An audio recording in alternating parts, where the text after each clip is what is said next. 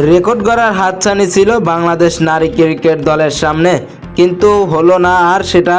শ্রীলঙ্কার বিপক্ষে 161 রান তাড়ায় 25 রানে হেরে যায় নিগার সুলতানার নেতৃত্বাধীন বাংলাদেশ। সিলেটে মেঘলা আবহাওয়া আর ঠান্ডা বাতাসের মধ্যেই অনুষ্ঠিত হয় 3 ম্যাচের টি-20 সিরিজের প্রথম খেলা। এদিন টস জিতে বোলিং বেছে নেয় বাংলাদেশ। প্রথমে ব্যাট করতে নেমে 20 ওভারে 4 উইকেট হারিয়ে 161 রান করে শ্রীলঙ্কা।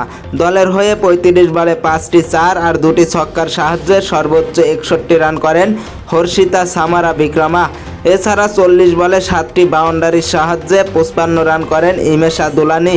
30 বলে 32 রান করেন অধিনায়ক সামারি আতাপাত্তু। বাংলাদেশ দলের হয়ে 2 উইকেট নেন সুলতানা খাতুন, একটি করে উইকেট নেন নাহিদা আক্তার ও মারুফা আক্তার। জয় পেতে হলে বাংলাদেশকে গড়তে হতো রেকর্ড ভাঙার ম্যাচে 7 উইকেটে 136 রানের বেশি করতে পারেনি বাংলাদেশ। দলের হয়ে সর্বোচ্চ 60 রান করেন স্বর্ণা আক্তার। তার ইনিংসটি ছিল 45 বলে 4টি 4 আর 2টি ছক্কায় সাজানো। এছাড়া 14 বলে 23 রান করেন ওপেনার দিলারা আক্তার।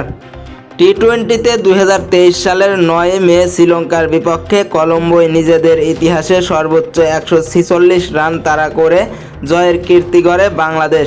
3 বছর পর সেই শ্রীলঙ্কার বিপক্ষে নিজেদের রেকর্ড ভাঙার সুবর্ণ সুযোগ পেয়েও তা হাতছাড়া করল বাংলাদেশ নারী ক্রিকেট টিম।